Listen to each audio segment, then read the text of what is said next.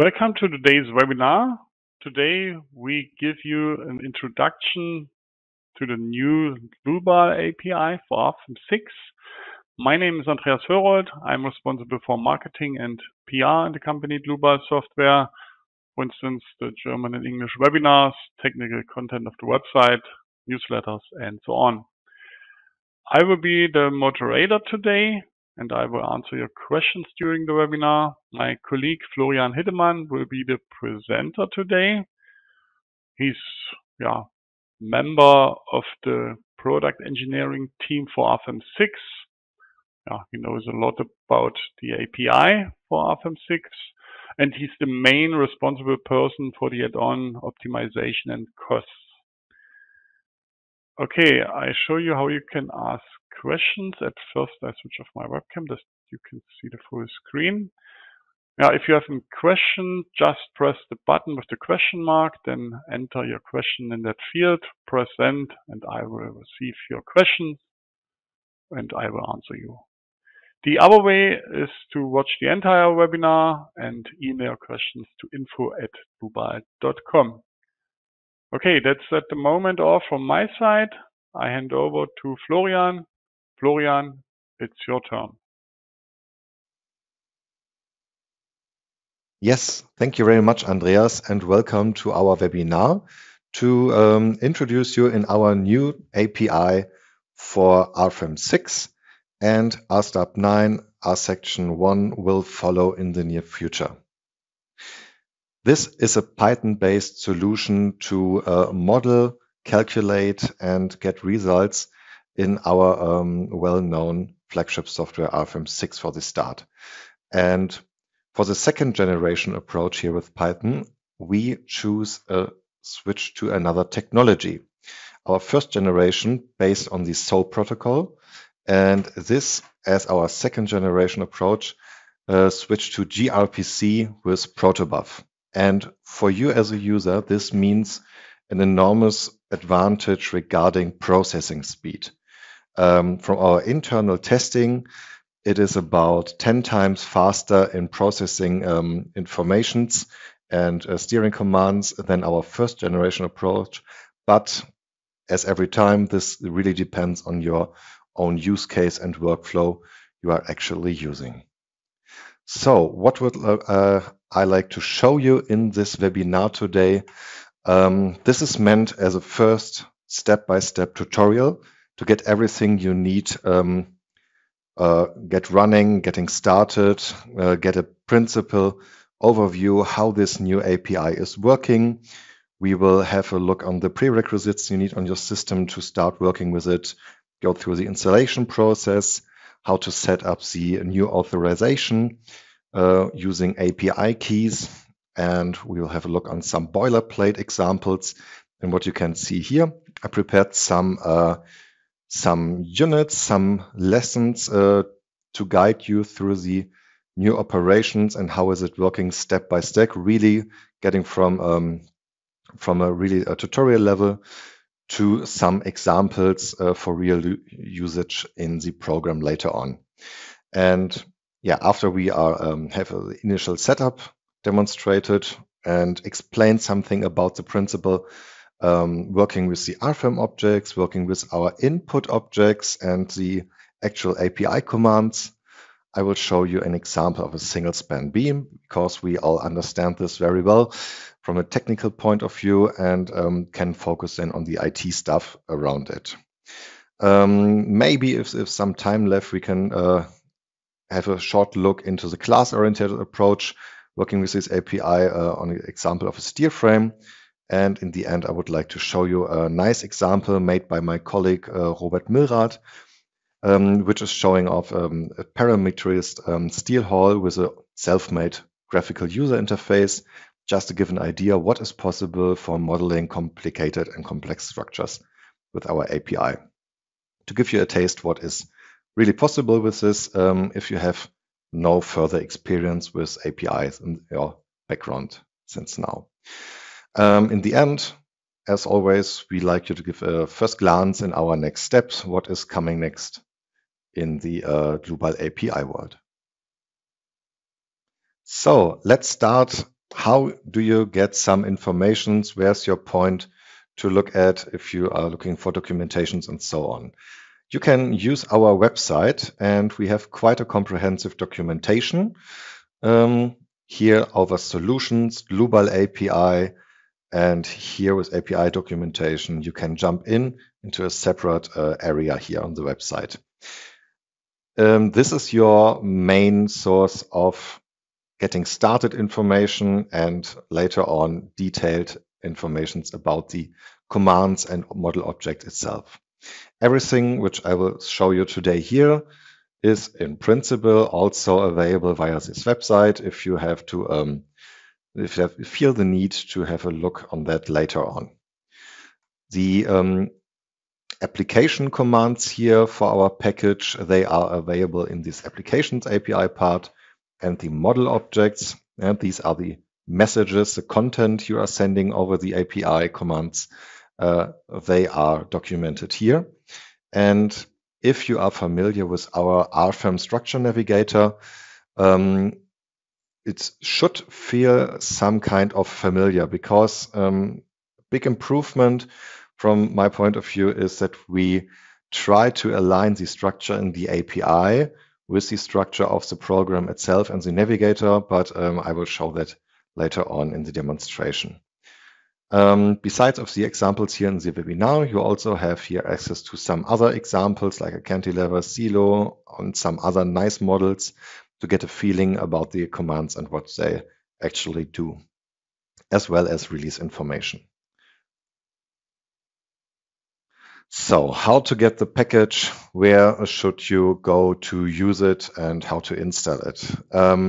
We use the platform PyPy to distribute our Python package, and maybe if you are a Python user, you are already familiar with it. Our package is known as Dlubal API, and here you can find the newest and latest versions, as well as other versions I will show you in this webinar. In the webinar, I will work with this version here from last week with the 2.11, and here with PyPy, I'm sure you know how to download, install it via this website. And later on, I will show you how I do it in my IDE environment to get an idea how easy and simple it is to get it running. What other prerequisites are needed? You need a Python version bigger or equal than 3.10. I think the actual version is 3.13 by now, and it is recommended to use an IDE for your programming and developing part here. In this webinar, I will use PyCharm, which is a brand from a program made by JetBrains.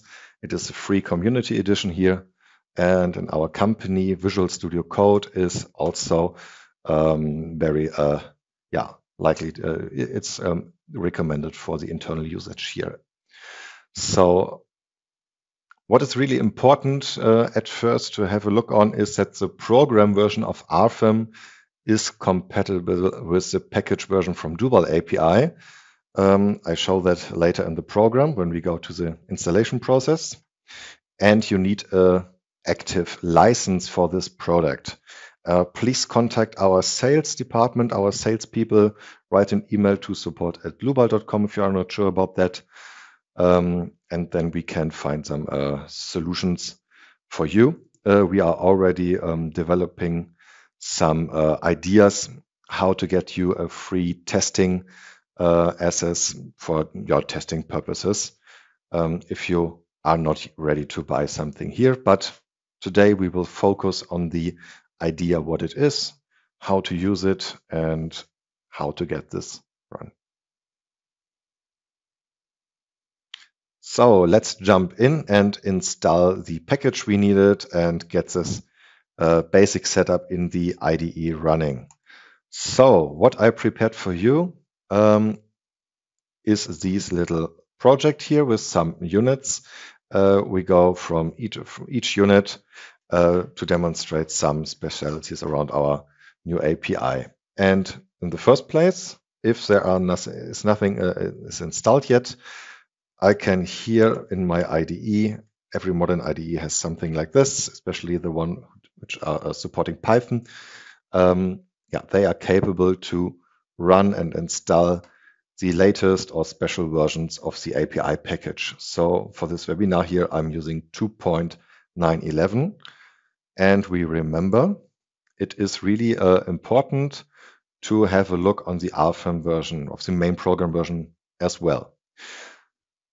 If you can see here, the minor versions are both 9 and the patch version is also 11, which is equally.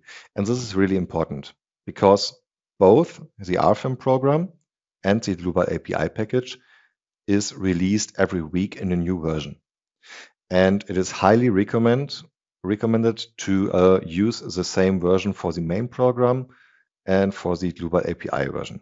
Yeah, the same version means the name convention is that the minor and the patch number, which is 911 here, is in both programs or both versions the same.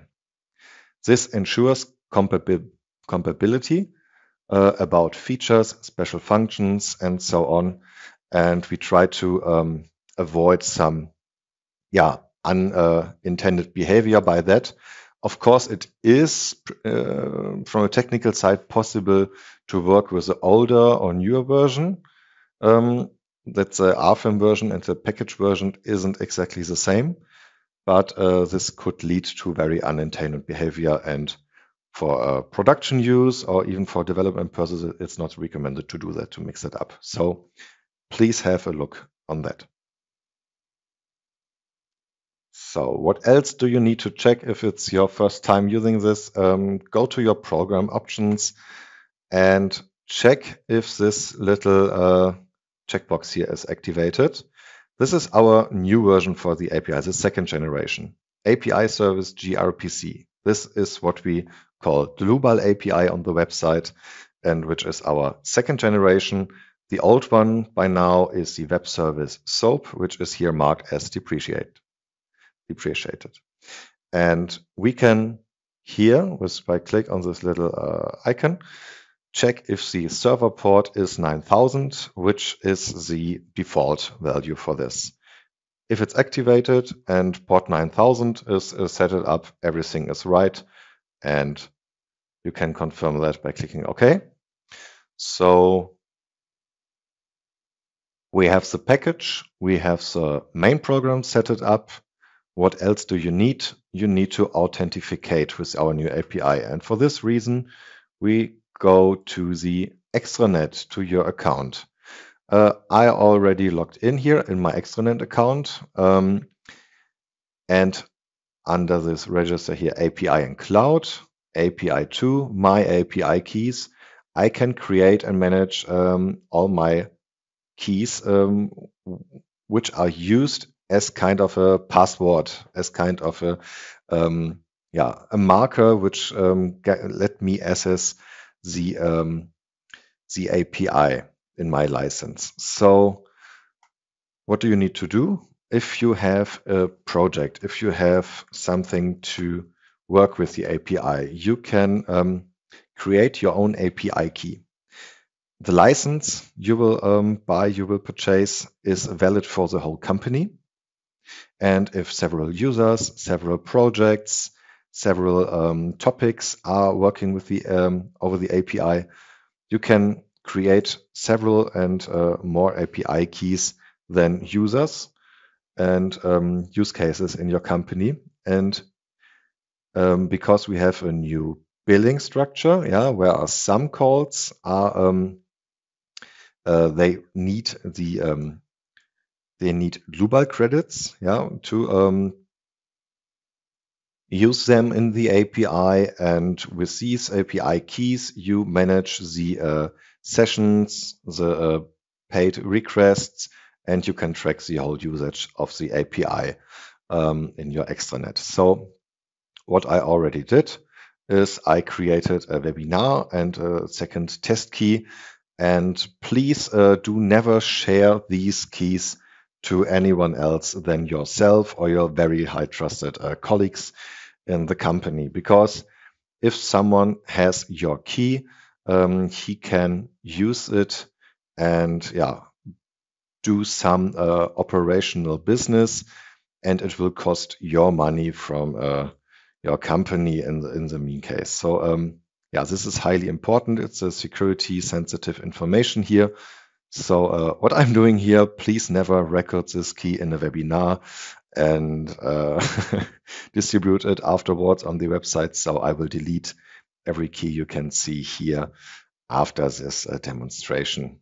So these keys here are important to authenticate you in the API code. So if you have created a new one, copy that to clipboard, and now I will show you how to set it up in your basic boilerplate. Okay, we have everything now. The package is installed, RFEM is ready, and we have an API key. So how to start with the basic usage? Luckily, we don't need so much code to start with. If you installed the Dlubal API package, I did this in a virtual environment here. It will install the Dlubal files here, as well as any other prerequisites you need and requirements. So everything regarding the API is now created in these folders. We will have a look later on in this folder for an important config file. So from this API package, you import RFEM. This is a really important object, which most all of our others calls and methods and objects are used later on. So import RFEM is the single and important statement you need here to work with. And please, we recommend to use the with statements if you are new to this. This ensures that the connection to the RFEM program from the client here is opened and closed in a clean way. So we would like to initialize and connect to RFEM. I opened the program here in the background on the same computer as I'm working here. So we need 3 arguments at first. We need the API key value, which is the one I showed you in the first place in the extranet. And you need an URL and a port. You can see I took the standard port 9000. I'm working on the same machine, so this is localhost. And I set it up my security sensitive API key value. And with this, I call application method from the RFEM package, from the RFEM object, and use this later on as RFEM application, RFEM app. And what I want to do is I want to print some application info to check if the connection worked. So let's simply start and look what's happening. So for a short moment, we saw that RFEM was doing something, and we see on the right side, okay, the application, left window here, is answering his version, his language, ID, and name. And this example shows, okay, it was a successful authentication, and the connection was opened and closed like intended. And to ensure that this key, is handled with a security, from security point of view, a little bit better, you have also the possibility to use an API key name as an attribute here in the method. So what we are doing now is we would like to mask the key itself and call it with a self-defined name, with my test key. And this is not the same I created here in the Dlubal extranet. These are separate ones. For this name here, I create a config file. How to do this in detail is also described in our documentation, the chapter here, access control. And I will show you here my virtual environment, how to do it. You have to create a config ini file. This isn't created automatically. This is something you just can create in the Dlubal API folder. And in this config ini, we store our keys. And you can see here in lowercase letters, I defined my test key has this value here. In this version, this is not as a string value stored, it's just here plain what I copied from our Dlubal extranet.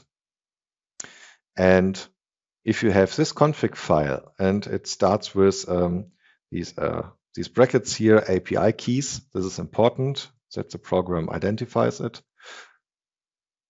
Now we can use in the boilerplate key name this name which corresponds with this key. So let's try it again. If the connection is successful, we are working with key name, and yes, you can see we already get our application information. What's a nice other little feature? I would like to show you if I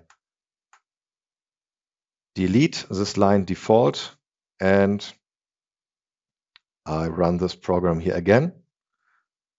Here automatically you will generate a new default key, and this is the last one you used here with these arguments. So it is intended to use this config file also with a default value, and this is the next example here. And you can see I also removed the localhost and the port information, so everything is running now with the default values for application. This is really a small and easy boilerplate. You just need these two lines here, the import statement and the use statement, to get a ready-to-use connection to RFEM. And what happens now is that if you run with default settings, this function here gives you back and prints what API key is used. And because of the fact we defined this as the default key, it looks back and gives you says, okay, I have used the my test key. If we want to change it and say, no, my default value in this project here is the webinar key, I simply change the config file, run this again, and can see, okay, now it is using as a default value this key. And it looked up and said, okay, this is called webinar in this config file. So from now on, every call with these every call of the application function here initiates a connection with my API key webinar. And I can also see this in my extranet account. And here you can see there was some test key calls, one with webinar. We do it again, run it. I created a new session using my webinar key, can update here the table, and we see, okay, this session is used with the webinar key. So you have an overlook about your keys, depending on your user rights. You can see what's going on in the company, and you can also have a look on specific requests to say, okay, how much credit I used for some projects. So now we have everything in place to start actually working with the API and demonstrate the behavior and how the principle of operation and how to deal with models is working. So we are here by now. We managed the installation, the first boilerplate, and now I want to show you how to create some models, open existing ones, working with multiple models, which is a nice new feature. You don't have to create it on other ports as well. You can just work with a simple connection here. And after that, we have some example playing around with a single node and many nodes to get used by the idea behind functions and input objects. So how to open a model? We are just using now some basic API calls here. So I start again with the default settings. And at first, when I get a connection to the program, I close all existing models with this option, because we are doing it in the webinar now many times, and I don't want to have the question, should I save your model or something, as this is a safety feature that by default you are asked to close existing models. Are you sure? And we just close everything and create a new one where we say this is webinar new model, and we print the GUID of this new model here.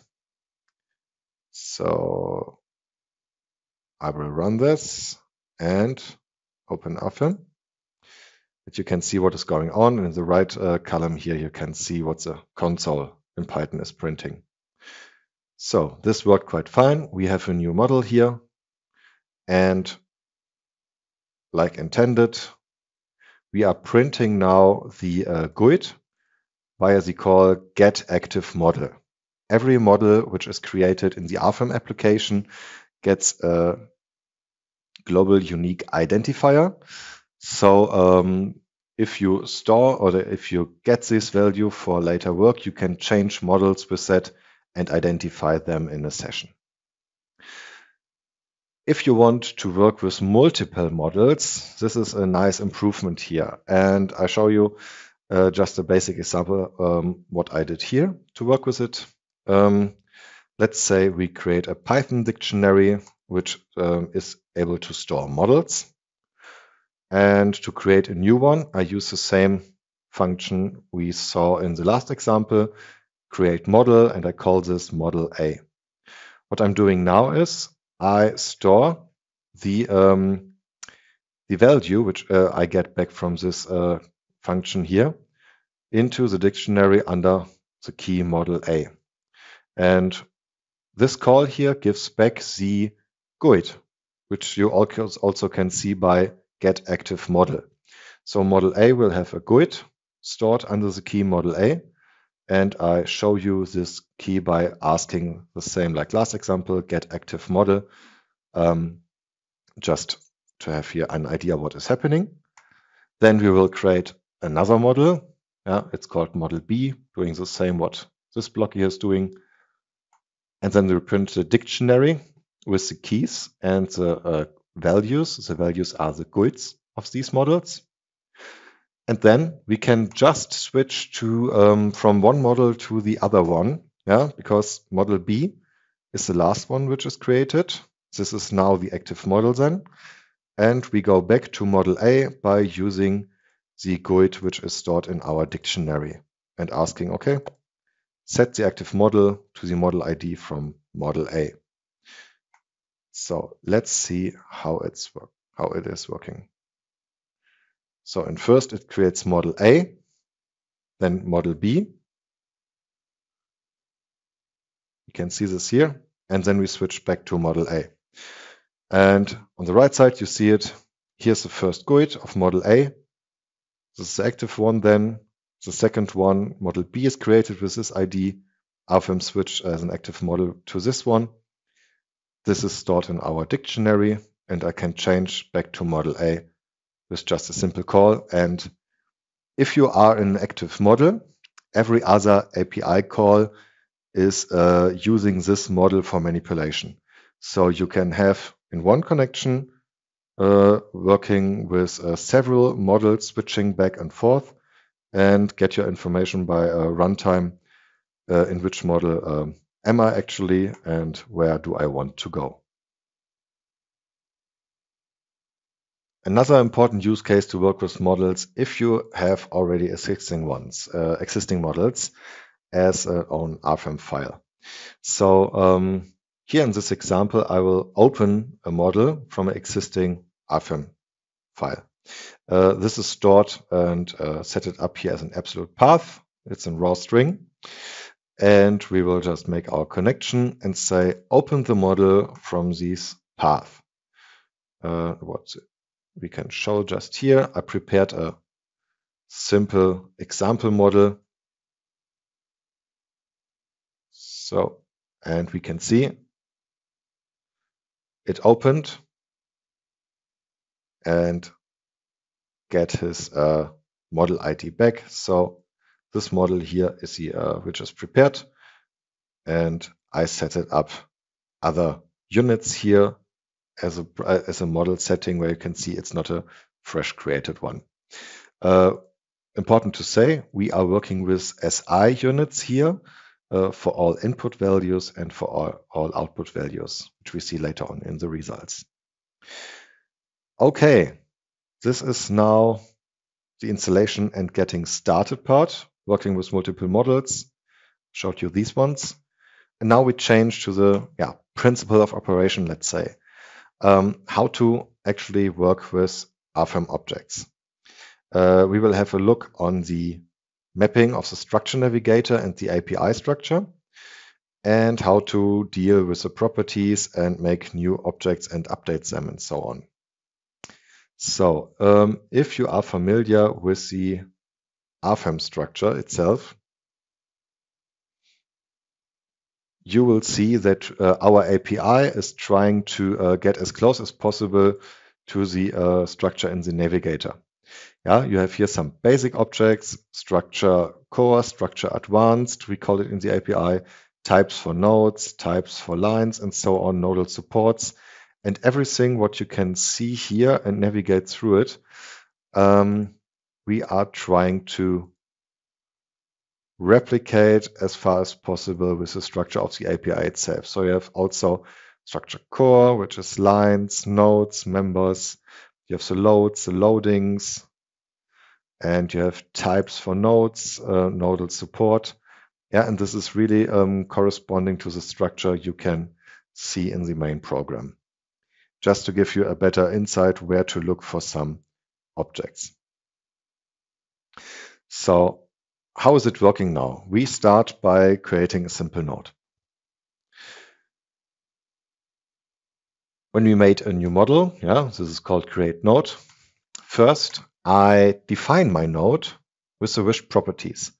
And in principle, you can say we have two steps every time, or two separate worlds. One is I'm working with model objects from the API. You can see here, this is a node using the structure core from the RFEM package.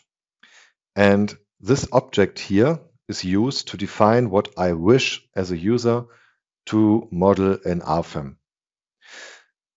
And this node object is given as a gRPC message to my actual API call. The API call, we have not so many API calls like in our first generation. You can see the API call itself, it's very lean. We have calls to calculate, to create things, to delete things, to get things, save things.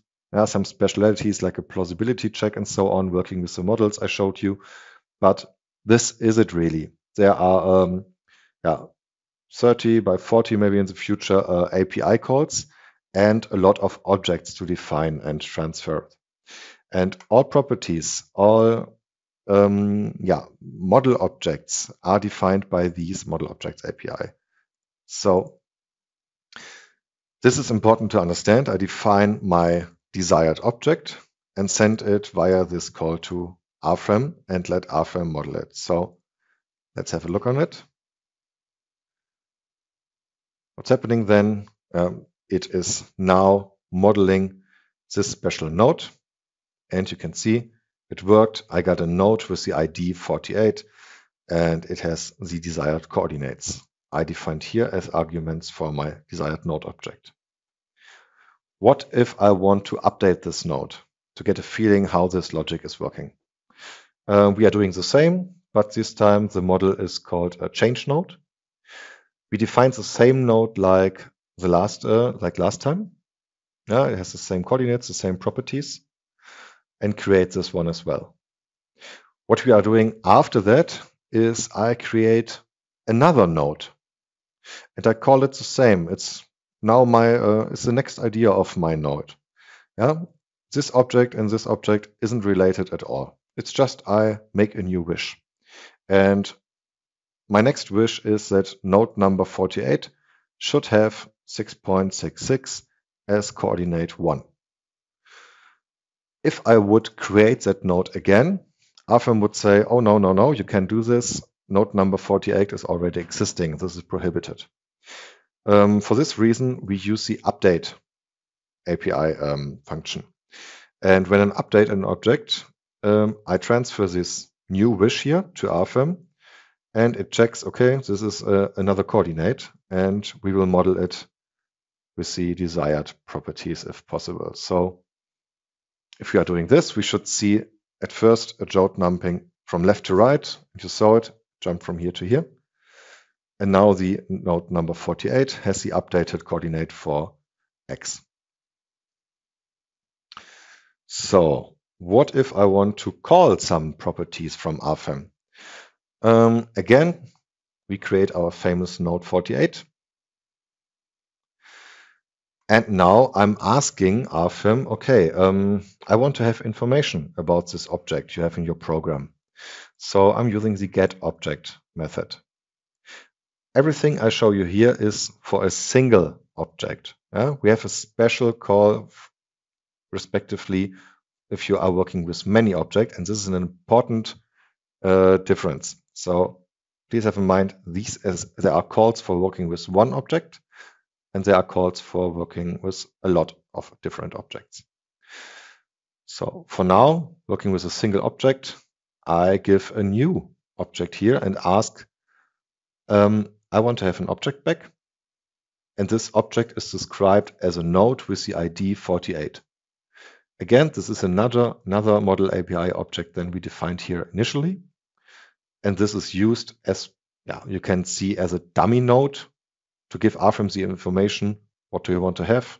I want a node with the number 48. What we are doing after that is, show me what you got as an answer. We store this information in node 48, print it, and work with the coordinate here.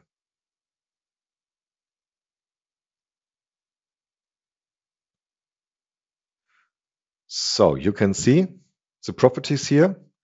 What we got back is it's our own definition. It's our own class built in the API. It's an element we got back, which is from the type defined in our API as a node object. And if you print this node, you can do this. This is the information which RFEM delivers you over your API.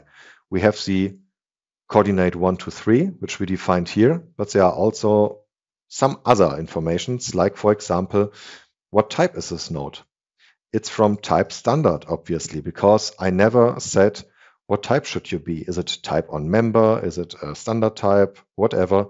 RFEM has some default values, and it's using them dynamically if you don't define them in your wished object.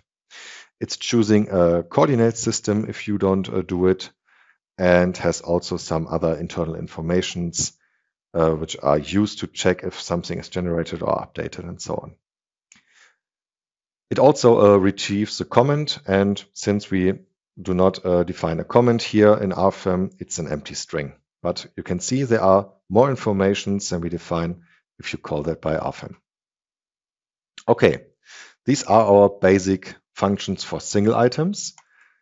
There are also some which exist if you're working with more items than one. And this is a new style of working with our API in comparison to our first generation. So this is an important change and also a big reason for our speed improvement regarding the processing of informations.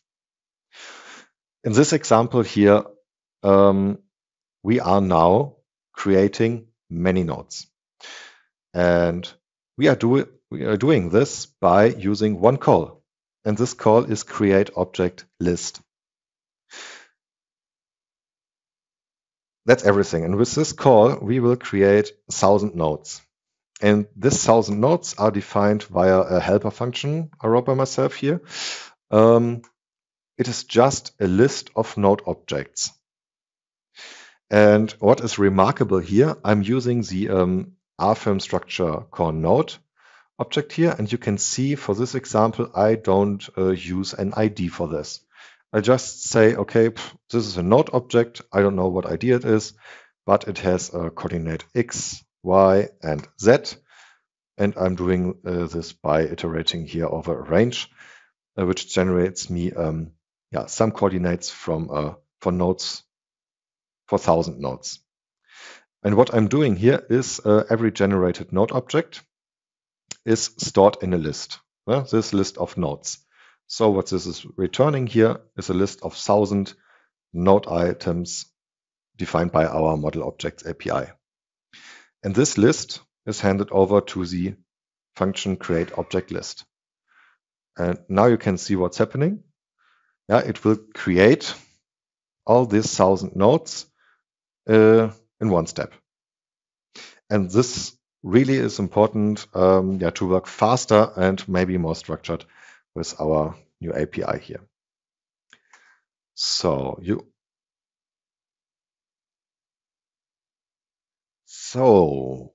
what do you do if you want to update these nodes now and make something else?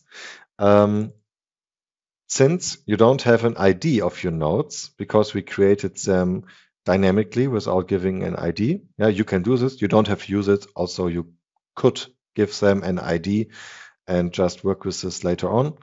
But just to show you before that how to work with get many objects. At first, we are doing the same like in the last example. We are creating many nodes via one call. And what I'm doing here now is I want to have an object ID back. Yeah, we set up this optional argument to true, that this create object list call is giving us a node list back. And in this example, we will hold the console output for several times and have a look what is happening here, because we are working with this list later on. What I show you here is something we are improving in the next weeks. So in a few weeks, maybe it is not necessary to work with this steps in between here, and maybe we are able to get some objects directly back from this call, but this is work in progress. For now, in the actual version, if you try it out here by yourself, you have to work with this, with this workflow here I show you now. So let's see what is happening. Just open RFEM, create this nodes again, and what's happening right now is, we hold here, print and hold, and say, okay, show me this node list you returned. This also is a self-defined class in our package. It's not a dictionary, it's a special object from which is representing our object ID list. And this list here, this object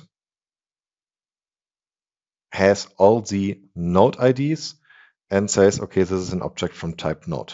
So this is a way to get back which ID is defined via this call for many nodes. Yeah, it answers with, okay, I create 1,000 nodes, and here's what I created. And the last one has number 1,000, and it was a node. Right. So if I want to manipulate these nodes later on, first I need to create an own list where I store dummy objects which contains these node numbers. And to make an iterable object from this returned node list, I have to add object ID after it. Now I can iterate over it in Python. And we will make a new real list, which is called dummy nodes. And for each item in this object ID list here, which is iterable, I will append a new object. It's a new node containing exactly this number here we see from this output. So after that, we have a list with dummy nodes. And let's have a look at this. Oh, isn't it working? Yes, now. Okay, now it's doing second and third one. So we printed the list with dummy nodes. And if you print a node and the only information it has is its number, it prints its number. So we have stupid nodes which has their number. And with this list, I can do some, I can work later on to manipulate them. But this is the first example, a workaround how to get numberings from a node definition at the moment. We are working on improvements about it. So if you have now the IDs, then you can ask RFEM, okay, give me the objects for nodes with this ID. And this is the last step here we just saw. This is corresponding to what you see if you get a single node information. Yeah, we are doing the same like here with an object list, with a list of node IDs. And we can see these are the informations for each node we have created with the many nodes function. So now we can also update a lot of objects at the same time. Like last time, it's an extension of the shown example. We have the returned object list, and I just made a helper function which is handling these object ID and making the dummy list for me. It's returning the dummy objects. I show you in the last step here as an own block. And they are stored here. So we create the many nodes, save the returned objects, make our dummy nodes. The dummy nodes is a list with the IDs of the nodes, get the object list from that, and store this as node objects. And then I want to edit those coordinates from these objects by a specific offset. And for this reason, I created another function which is using this a list of nodes. And yeah, I ask RFEM, okay, give me a list with all these nodes, which contains also the global coordinates and the IDs and so on. And this list, this is called the node objects, is handed over to the edit coordinates function. And it manipulates the coordinates by adding a specific offset to it. So I ask every node object in the list for coordinate 1. For example, here it's 3. And I'm adding 20 by that. And I make a new node, which is saying, okay, this node now, for example, this one would be here, node number 204, will have a new coordinate, which is now 23. And I put it in a list for node updates with new node objects. And with one call here, update object list, I will use these moved nodes to update 1000 objects at one time. So we see again, the node block is created on one place and then moved to another one.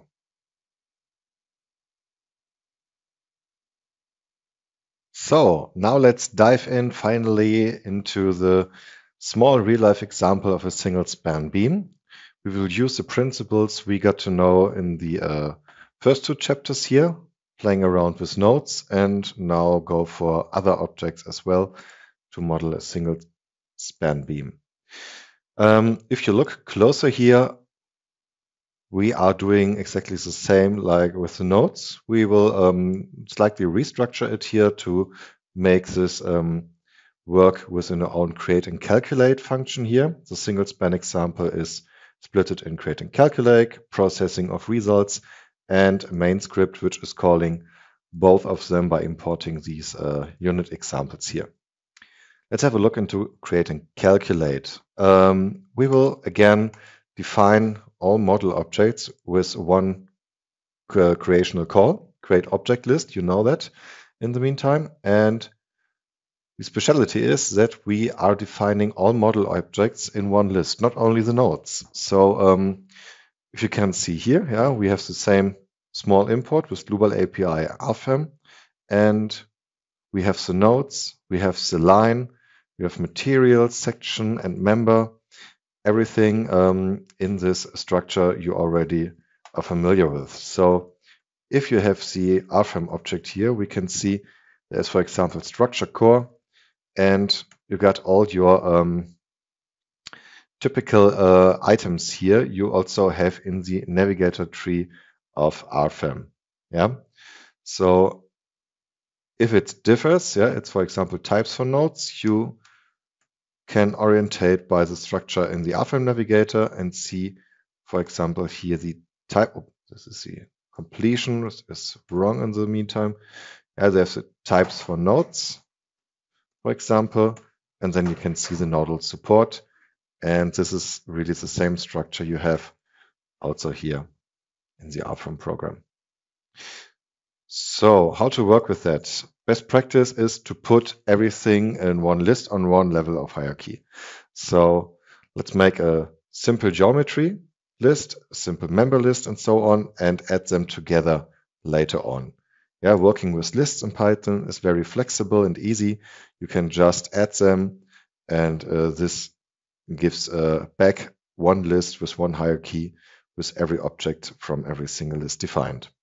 So to have a look on this, you can structure this as like you wish. Yeah, in my example here, I tend to organize it via geometry, and for example, for the member definition, I like to have a material, section, and member in one list, but you can do it like you wish. It's totally free. In the end, you need to ensure that every object you define is built up on another one maybe, and that you have the list in the right order. That, for example, a member which you are defining starts with a section which is already defined in RFEM. Yeah, here is a section defined with section 1. First, it is recommended to define the section with the informations you need. So if you need some types here, like defining what this member type should be, we have a convention that you can use these enumerates. You can alternatively also look in the documentation and say, oh, this is the type which you define with a string, or you use the enumerates. And the convention here is that if you need some specific type or property, you use the same object name here. And under that, you have all different types, like, for example, truss, rib, cable and pulleys, which is coming soon. And here you can use the type bean to define it. And this is a nice feature that you are already in the same naming space here and can use enumerates. If you want to define material and section, maybe you know it from applications in the past, just go into these RFEM setting, for example, and try out what's happening if you look for a special string. What's happening here in the background is if you put a string as a name for a material or a cross-section, for example, RFEM is looking up for the first option it finds and uses them later on the program, so you can check it on the fly, what is what. So in this way, we also define the loadings, design situation, static analysis setting, load case, member loads. Remember, it's defined in SI units. And why is it important to define everything from scratch? With this call here, I delete all existing objects in the RFEM model. And you know it by default, if we create a new model, here are some objects and load cases which come as default. And with the delete all objects call, every one of these objects is deleted. So you have to make everything from scratch. And as well as here, as so in the examples on our website, you can see different types, not only the nodes I showed before. So you can have a look later on, or every one of these unit lessons here will be provided after the webinar for you. So once you defined the object and created it, we will perform something new. We will make a plausibility check. And you can define the type by enumerate. We want to check the calculation logic. And we print it. What is the result by that? And if this plausibility check is true, then we run calculate all. So in this state of development here, we can run a calculation. And also we will get the first results. Which results we are getting is defined as well by a property here for this get results call. And this is also an enumerate.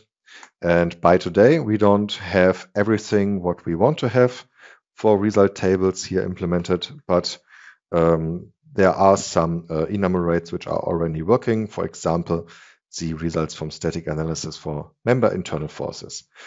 And what we do in the end is, which is nice and handy feature here in Python, you get back with the data option here, a Panda data frame.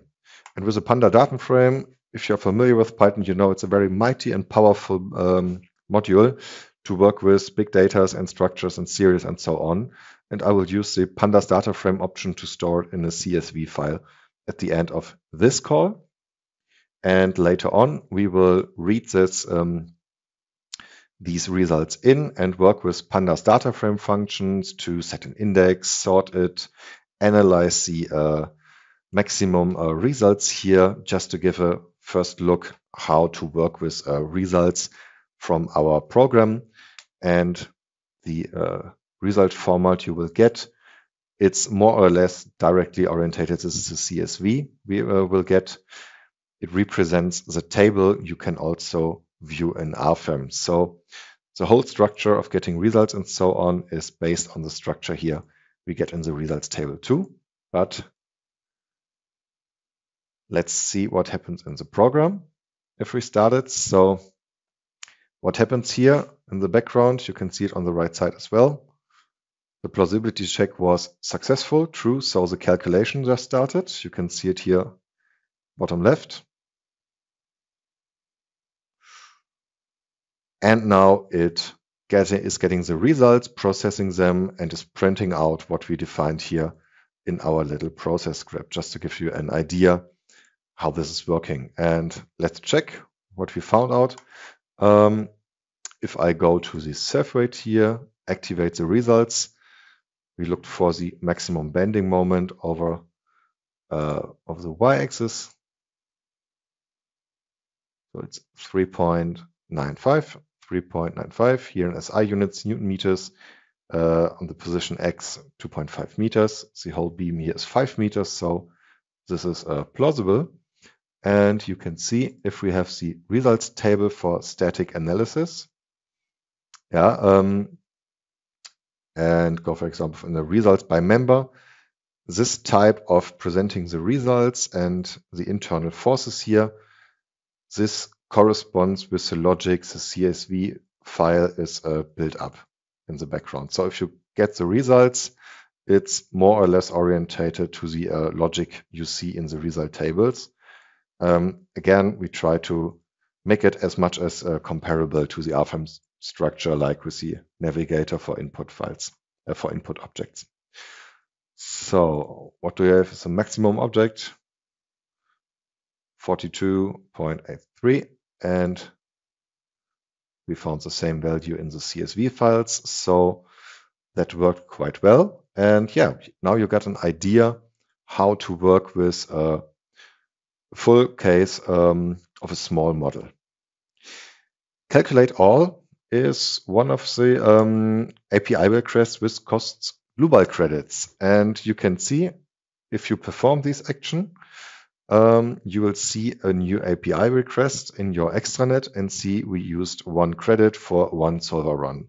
So have this in mind when you need to check which call was requested for some credits. So in the final minutes, I will switch to another 2 examples. Just a quick glance on the steer frame here, which showcases how this could look like in a more class-orientated implementation. Because what's important to say, you don't have necessarily to work with the with statement and RFEM application. Of course, it is also possible to write your own class, for example, and open the connection within this call, but then you have to handle to close the connection as well, to ensure that RFEM opens and closes in the with statement. It is managed by Python then automatically, because the implementation of our application method here is handling this together with the with statement. But if there is a need to define your own classes for testing or for productive use, feel free, and you can use then your, for example, own model manager, which is opening and closing connections with your own set of code. And yeah, it's quite another style here. You figured out by yourself. You can also make your own classes for frames and so on, for calculation of nodes, for members. Yeah, just to say it's not necessarily to work with the if statement. So let's see how this is going. Of course, the connection then opens and closes as well. And here in this example, I used a class for a frame to model 2 different frames, which build on an own class I have wrote and with separate properties. And you can play very creative, defining your own classes, your own model definitions, put some complicated logic inside. And what's really nice about it, here in the frames, there is no single API call included. Everything will be then handled in the model manager by transferring an object list to actually build these objects. And in this example here, I also, because I don't like to repeat myself every time to make plausibility checks, etc., I just built in here a method which automatically performs a plausibility check. And so you can automate your workflow like you wish, so that this tries to calculate, and if the plausibility check in this case is not successful because the model was not supported, we see it here, we just built the frames but with no support, then it doesn't calculate and everything is handled well and the connection is closed because it wasn't successful. So just to get an idea what is possible with that. And finally, we will have a look on the steer frame, which my colleague provided me, thanks to Robert Milrat. So let's close here this model and switch to this project. We prepared this in a way that we will see our own graphical user interface. So let's see. Here we see this graphical user interface, and I will open RFEM in the background. So just to give an idea, you can do whatever you want with input values. You can do whatever you want with the results you get from our API. So just as an interpretation here, what is possible, you see you can program yourself a UI, web application workflow, a database workflow, whatever you need. And if we create this parameterized steel hole here in the background, you will see there is a time-consuming progress opening a project file. This is what you can see here. This is at the moment what is taking some time. Once the model is opened and the data is loaded, it will be very fast to model all these entities we defined in the program. So you will see the performance speed advantage also on this model, but don't get confused about reading data here. This is not the API call, which is taking time right now. Maybe we have a look into this further, how we can improve the preparation of this model. So, but preparing, reading the data takes some time. Soon, in a few seconds, the model should open, and then the actually usage of the API starts when it's modeling the steel hole. So once the model here is opened, which is taking some time. So we loaded the array. Now it's opened. And it generates now the objects. So I misclicked it. Here you can see it. We see the parameterized steel hole. And just to get an idea about a second run with different parameters, you can obviously choose your own values here, make different settings about it, just to play around a little bit with it, get an interesting geometry. You see, this can also be fully automated in the background with a headless server version. So feel free to use your fantasy and creativity to create own workflows. And obviously, I let this here load in the background again. We jump into the results later on. It would be very nice to go with it now the next step and to set up some add-ons and load assistance. This is one of the next steps we are implementing for the API. So we are trying to enhance the result tables so that every important option getting the results in the program. So now you can see once it plopped up here, the model opened and it modeled. This is the speed of the API, which is much more faster than the loading process of the template here. So yeah, you can see it worked. And what needs to be implemented in the next step is really manipulating with the API these base settings here, that you can activate different add-ons. In fact, every register here, except for the terrain. Terrain is a model object. To steer this and use add-ons and also use the load wizards in combination with the normative standards. So this is some of the next step. And also for the Python API, we will allow the manipulation of some objects which are used in the manual operation with the graphical user interface. So there will be a special version in the Python API to use this manipulation functions also via code. So it's more or less interactive then, and you can react to the model and use the copy feature to create those frames or other things. And this is currently in development.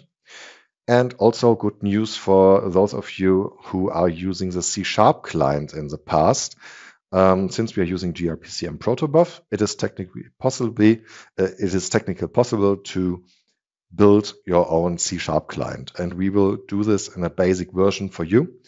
And currently we are thinking about how to provide it, where to give you the package. And in the future, we will try to give this as a second option to the actual Python solution we already offer. And after we did those basic steps here for RFEM 6, of course, R# 9 follows as a second big application. We will implement the API. So stay tuned. Have fun with this. Thank you very much for listening and your attention today. And regarding on the time, thank you for staying a few minutes longer with us here. And yeah, you're welcome to ask your questions, and we are happy to help if we can. So have a nice day then, and back to Andreas. Thank you, Florian, for your presentation. I have a last hint. You can book our online courses, for example, for RFEM 6, it's a course for beginners, or Eurocode 2, the reinforced concrete design, Eurocode 3, steel design with RFEM 6. For more information, just scan the QR codes or press on the buttons at the bottom with the links. A new course is the Eurocode 5 course for timber design, and also new are the packages. You can book such a package with the Eurocode 2, 3, and 5 course.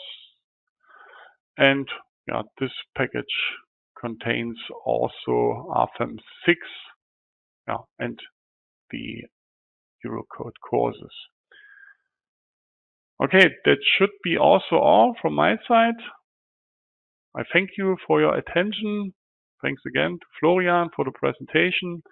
I wish all a nice rest of the day. Maybe we meet each other in a future webinar. Bye-bye.